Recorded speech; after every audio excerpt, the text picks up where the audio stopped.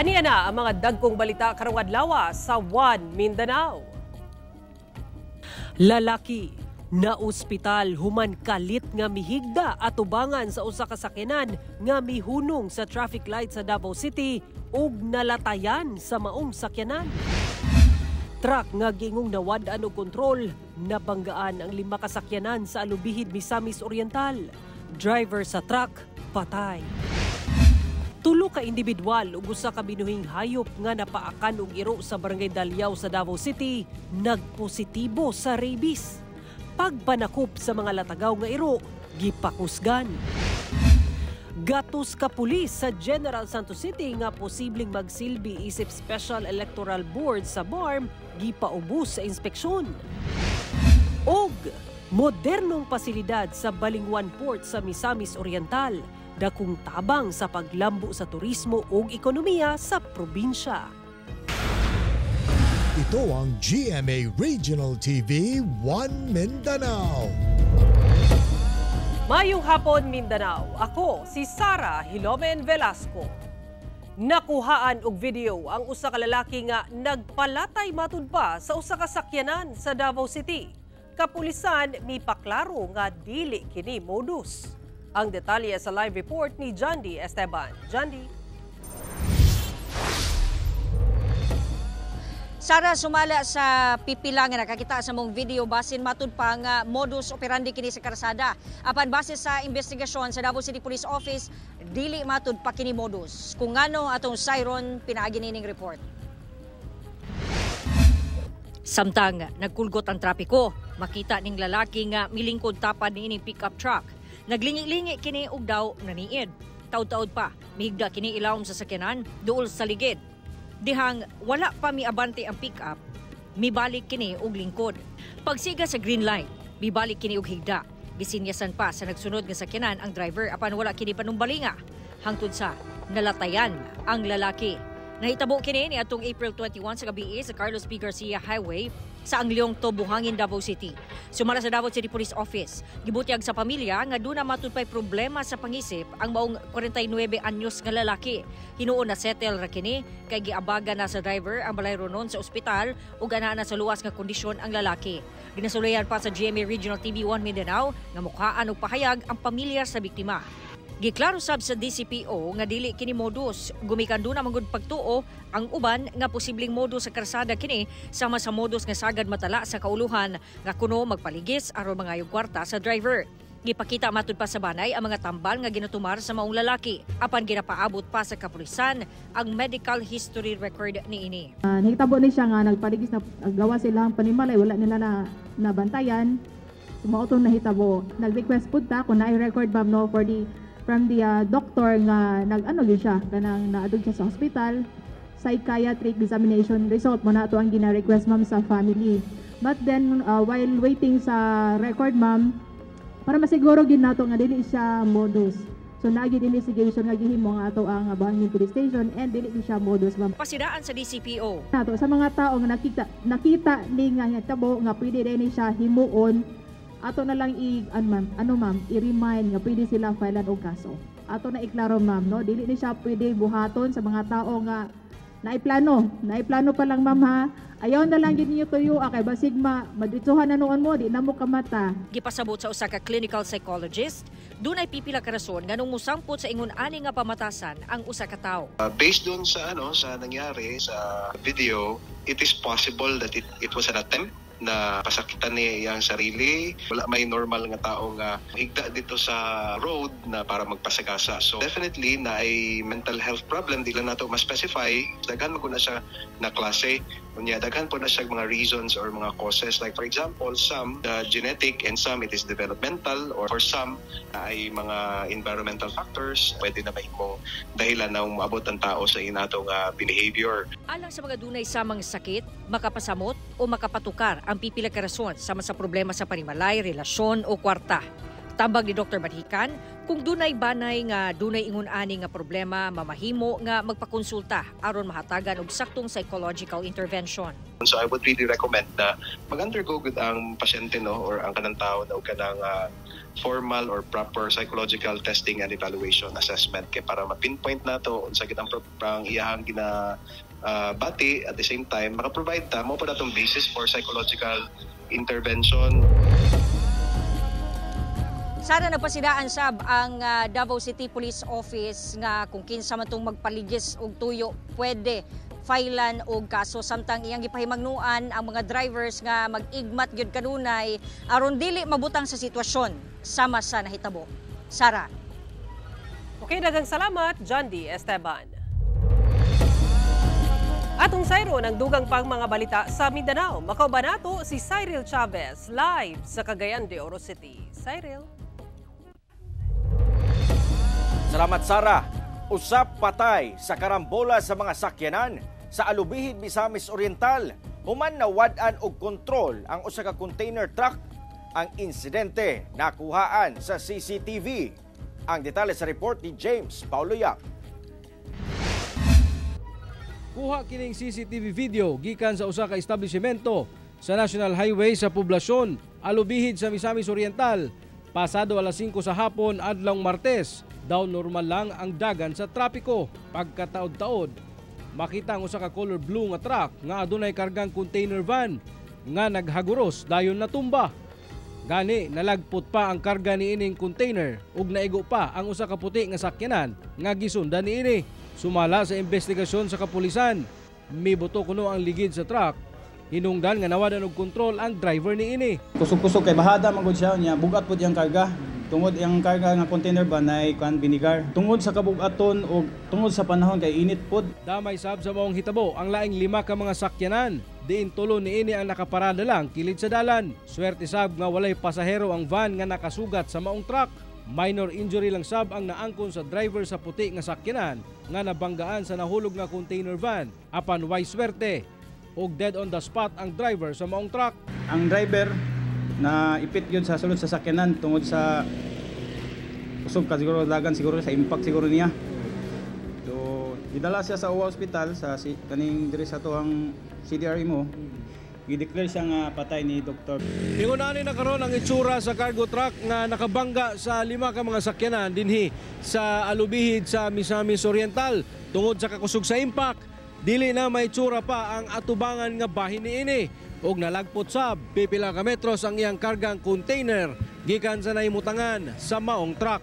Sa karon, wala kunoy plano nga magpasaka og kaso ang mga tag-iya sa mga nadamay nga mga sakyanan tungod abagahon man sab kuno sa operator sa truck ang pagpa-repair sa ilang mga sakyanan. Kauban si Makoy Sempron, James Paulo Yap, 1 Mindanao. Tulo ka mga individual sa Barangay Daliao sa Toril District, Davao City ang gipaak ug latagaw nga iro nga matud pa nagpositibo sa rabies. Atong sado ng detalye sa live report ni Argil Relator. Argil. Sara namatay ang iro busa ipailawom kini sa laboratorio og nigula sa resulta nga positibo di ay kini sa rabies. Hinuon ang mga napaakan ini ana karon sa lawas na kahimtang human naturukan na sila og rabies vaccine. Samtang usasab ka baboy ang nagpositibo sa rabies, human matud pa gipaak og kining latagaw nga laing iro. Nagtinga na kining iro nga nadakpan sa Animal Control Team sa Barangay Daliao, Davao City. Wala magdugay, namatay ra sab kini. Ang maong latagaw nga iro mao'y suspect sa pagpamaak sa tulo ka mga residente sa Sitio St. Jude sa maong barangay. Usa sa mga napaakan kining 6 anyos nga batang babae. Klaro pa sa panit sa tiil sa bata ang naayo na nga samad gikan sa pinaakan sa iro. Unang gipaak sa iro ang amahan sa bata. Nagparking sila diri ang iro ni Agi man. Pag agi sa iro, anak na napahitan niya ang papa kay bali mo ragi pawa ba niya kay murag laina na siya sa iro ba. Laina ang kuan sa iro pagka kuan ato wala lang si ang papa. Pagka morning kay recognition ani naghulat siya si ang papa sa gawas. Dito na siya napaakan sa iro. Gipaak sab ang laing batang silingan nila. Giunay sab matud pa og paak sa maong iro ang laing duha pa ka iro. Migula matud pa sa resulta sa laboratorio nga positibo sa rabies ang maong iro. So ang advice sa mua, nga dalo na lang daw sa laboratory nila for examination sa rabies. So it so happen nga nag-positive yun sa rabies. Dunasay natala nga gipaak og laing latagaw nga iro sa sitio San Isidro. Apan wala na na-test ang maong iro. Ang residente dito ningon sa barangay pagkuha ning iro kay naligsan niya, nagluya na niya, pagkuha na mo, pag-abot pagtaon namatay man siya, gilubong na pud namo. Wala mi not knowing nga nakapaak dahil siya og tao. Nagpa-inject na og rabies vaccine ang mga napaakang individual ug ana-ana sa luwas nga kahimtang. Sa laing higayon sa sitio San Isidro, dunasay gireport nga baboy nga gipaak ang sungo ug latagaw nga iro. Nya karon kay nagluya man ang baboy, so gi putol day na mo ang kuan, ang ulo para ma-laboratory. Nag-positive man og rabies ang baboy. Gilayong giimbestigahan sa Davao City Veterinarian's Office ang maong mga insidente.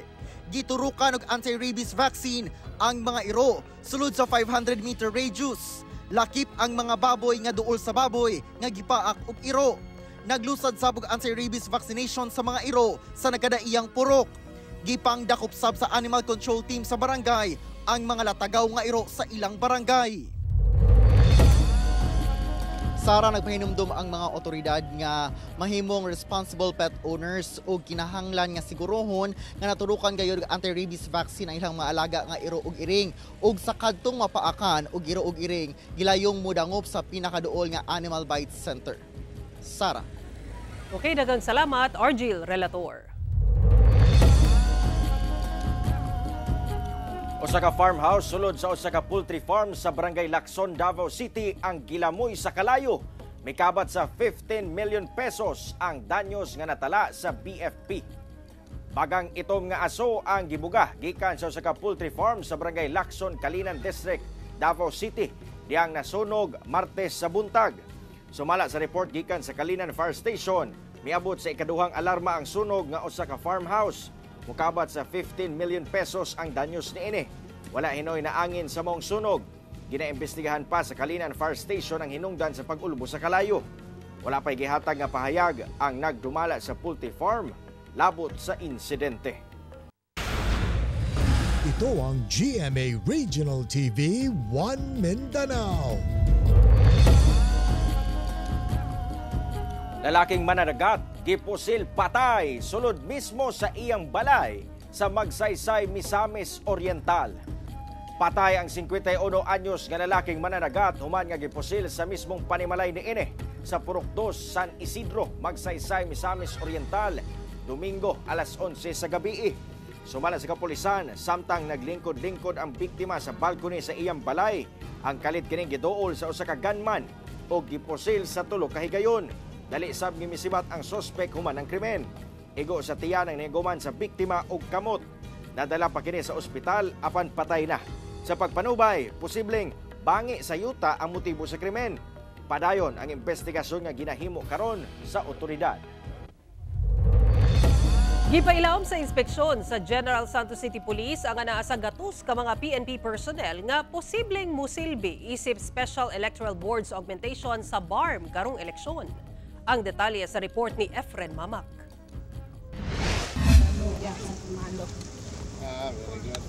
Usa-usa nga gi-inspeksyon sa mga opisyal sa General Santos City Police ang mga dalahong gamit sa 100 ka mga PNP personnel niini atol sa gipaygayong showdown inspection and send-off ceremony of Special Electoral Board's augmentation in PRO BAR for 2025 national and local elections nga gipaygayon sa headquarters niini sa Camp Fermin Lira adlawng Martes. Gisusi sa opisyal kung kumpleto ang ilang mga gamit. Una ang posibleng deployment nga posibleng mulungtad gikan 15 hangtod 20 ka adlaw sa BARM. Gawas sa mga issued firearms, langkuban sab kini sa mga first aid kit, flashlight, personal nga gamit ug uban pang mga importanteng butang nga gikinahanglan nila sa ilang deployment. Matud sa GSCPO, Posibleng sila ang mupuli kung ugaling walay magtutudlo nga mudayon sa pagsilbi karong eleksyon kung dunay mamugna nga kagubot sa mga lugar sa BARM. They will serve as a replacement dito sa atong teachers nga nag-possibility nga mo back out sa ilang trabaho dito. So we all know nga green category ang atong General Santos City in this election period. That's why nag-ready ta og contingent because ang uban pud nga probinsya kuhaan po sila og tag 150 reserve for special electoral board pod. Nabansay na sab matud pa ang maong mga PNP personnel kalabot electoral process. Na-orient na ni sila tanan sir sa atong Comelec, sa City Comelec and the Regional Comelec. No less dito sila sa Regional Headquarters ng training. Sumala sab sa GSCPO nga bisan naminusan man ang ihap sa ilang PNP personnel karong eleksyon, mipasalig gyapon sila nga hugot nga seguridad ang ilang ipatuman sanglit paigo paghihapon ang ilang mga personahe nga nasa halos 1,200. Duna pasay dugang nga laing security forces. Kauban si Gary Balantay ug Bong Vicencio, Efren Mamak. 1 Mindanao. Usa ka independent mayoral candidate sa Zamboanga City nga mag-upat ka adlaw nang dili makontak sa mga kabanay ug higala ang napalgang patay sulod sa panimalay niini sa Zamboanga City. Ato ibalik si Efren Mamak. Wala na'y kinabuhi diyang napalgan ang 80 anyos nga si Orlando San Luis Negrete Sr. samtang naglingkod kini sa bangko sa ilang panimalay sa Aurora Village, Barangay Tumaga, Zamboanga City, Martes sa hapon. Si Negrete, independent nga kandidato pagkamayor sa Zamboanga City karong eleksyon. Matud sa Zamboanga City Police Office, dili matud pa makontak si Negrete sulod sa upat ka adlaw sa mga miyembro niini sa Mindanao Militia, usa ka grupo sa force multiplier sa syudad kung asa siya ang chairman. Nahibaw ang sab nga nag-inusara sab kining nagpuyo sa iyang balay. And initially nakita nila itong si Sir Orlando, nakaupo siya sa loob ng garahe under the state of decomposition na sir. 4 days prior na discover yung katawan niya, na tinatawagan siya ng mga kasama niya. And hindi nga sinasagot yung tawag nila, kaya pumunta na talaga sila. Matod sa ZZPO, posibleng natural death ang gikamatay ni Negrete. Initially sir, na wala tayong nakitang may mga nangyaring struggle doon, na nakita yung bangkay ni sir na nakaupo lang talaga siya. Walang nakitang mga struggle, walang nakita na may mga nawala din doon sa bahay. According din sa pamilya, ito si sir may na-diagnose na rin to with hypertension. Uminom na rin to siya ng maintenance. Wala pa miluwat og komento ang ubang miyembro niini sa grupo dihang gisulayan nga makuha og pahayag sa GMA Regional TV 1 Mindanao. Ginasulayan pasab nga makuha og pahayag ang kabanay niini. Nagpaigayon pa og mas lalom nga investigasyon ang kapulisan sa hitabo. Sumala sa Comelec. The late Orlando Negrete ran as an independent candidate for the mayoralty position. So, considering he is an independent candidate, he cannot be substituted. Only those with political parties can be substituted in the event of disqualification or death. Kauban si Gary Balantay ug Bong Vicencio, Efren Mamak. 1 Mindanao. Nagpadayag ang House of Hope Foundation Incorporated sa ilang pagkadismaya tungod hangtod karon wala pa daw nila nadawat ang gisaad nga 3 million pesos nga funding matag tuig gikan sa Cagayan de Oro City LGU. Hapit na daw mahurot ang pondo sa maong foundation. Ani report. Dismayado og nang hinaot nga madungog ang ilang bahin. Kini ang gipaabot ni Monsignor Yotikiano Tex Legitimas, ang co-founder sa House of Hope Foundation Incorporated. Sanglit sukad tuig 2022 hantod karon 2025, wala pa nila nadawat ang gipasalig nga pondo gikan sa LGU. Subay sa ulahing Memorandum of Agreement nga napirmahan sa simbahan ug sa LGU, maghatag kini og 3 million pesos nga annual funding sa foundation alang sa pag-atiman sa mentally challenged patients. Naalala mag-meeting mi na pero wala sana pa, pero sa among last na letter walay response sa among letter muna nga naka-hukume nga niya. Sukad tuig 2023, misulod na ang mga personahe sa J.R. Borja General Hospital sa House of Hope o gi-take over ang pag-atiman sa 53 ka mga pasyente sa sulod sa pasilidad. Butang nga alang kang Sister Nally Espiritu, adunay kausaban sa pagdala sa kaayuhan sa mga pasyente sulod sa foundation. Ang pasyente, kung manawag sila sa nurse, in the morning, manawag sila nurse sa hapon na. So wala na dire, bag-o na ni ang lahi na. So inaana ba murag kana murag nag-adjust gid pud sila. Actually before the talk about takeover, ang cash flow is 9.7 million. But after the takeover, because of the expenses, in December 2024, ang among cash balance is only 657,000. Naningkamot kung maayo pa makabalik ang management and supervision with proper collaboration sa LGU. Gitubag sa Cagayan de Oro City LGU ang mga aligasyon pinaagi sa ilang official statement. Mato ni Dr. Michael June Perez, Acting Chief sa J.R. Borja General Hospital, dili tinuod nga baldado ang operasyon sa House of Hope. Sanglit, sukad Enero 2023, nagsugod na ang full administrative, managerial ug operational function sa mong psychiatric care facility subay sa nakalatid sa MOA. Tanang 36 ka staff iya sa JRBGH gikan sa doktor, nurse, nursing attendant ug uban pa. Ila sabi klaro nga ang 3 million pesos funding para sa House of Hope ang alang sa apostolic ug missionary duties sa pag-atiman sa mga pasyente panahon nga mabalik sa komunidad. Pinaagi sa ilang community reintegration, ilawom sa aftercare program. Aminado ang LGU nga ulahing nahatag nila nga pondo ni adto pang 2021. Apan andam na ang 2022 nga budget ug nalangan lang matud pa tungod sa liquidation sa House of Hope. Hinoon abli ang LGU nga makigdialogo sa House of Hope. Kauban si Jaybert Pairat, Cyril Chavez, One Mindanao. Nahatagan og higayon ang mga gagmay negosyante sa Region 12 nga mapaduol ang ilang mga baligyang produkto sa merkado dihang gitugutan silang makabaligya sa compound sa General Santos City Police. Ani report ni Efren Mamak.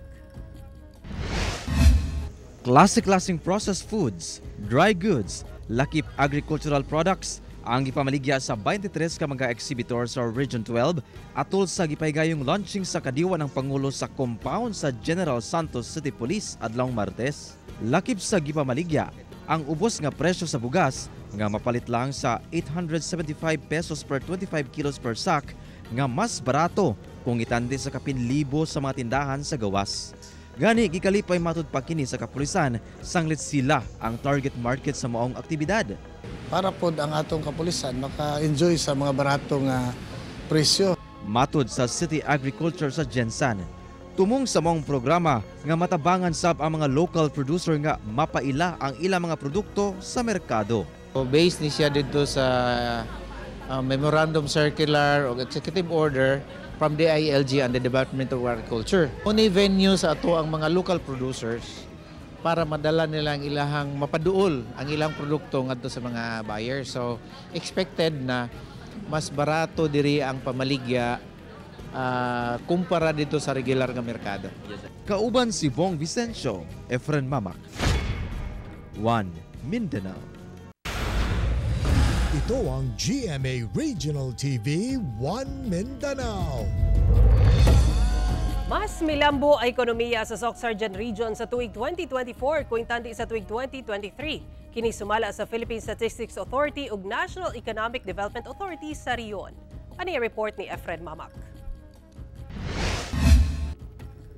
Sumala sa Philippine Statistics Authority ug National Economic Development Authority Region 12, miabot sa 5.5% ang growth rate sa gross regional domestic product sa tuig 2024 o 550.1 billion pesos kung itandi sa 3.5% sa tuig 2023 o 521.3 billion pesos. Buot pasabot, misaka og 28.37 billion pesos ang GRDP sa rehiyon. Kini base sa growth sa household consumption, total investments, lakip sa export of goods and services. Sumala sa NEDA, dakong tabang sa kalambuan ng agriculture, forestry, and fishing, lakip mga industriya, sama sa mining and quarrying, nga nagpataas matud pa sa construction activities ug services sa rehiyon.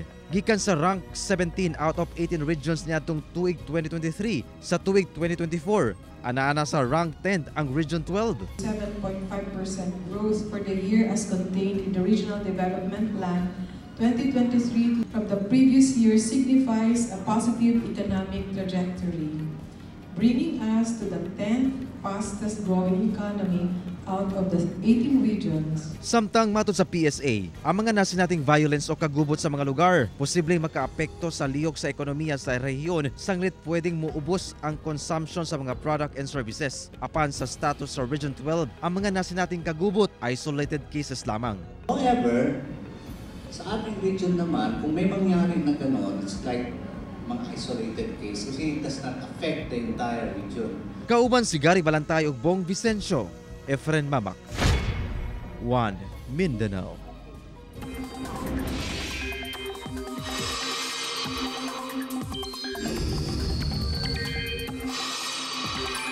Bisan sa kainit sa panahon sa buntag, makasinati gihapon o mga pagulan ng dakong bahin sa Mindanao sa hapon o sa gabi. Sumala sa pag-asa easterlies ang nagdalaw init nga panahon sa nasod. Gani 25 ka lugar ang nakasinati og danger level nga heat index karong adlaw nga miabot pa sa 45 degrees Celsius. Samtang Intertropical Convergence Zone o ITCZ ang magpaulan sa Mindanao. Base sa datos sa Metro Weather, ulanon ang Sulu Archipelago, Zamboanga Peninsula, Northern Mindanao, Soc-Sargen ug Davao Region. Dunay kusog nga pag-ulan nga posibleng moresulta sa pagbaha o landslide.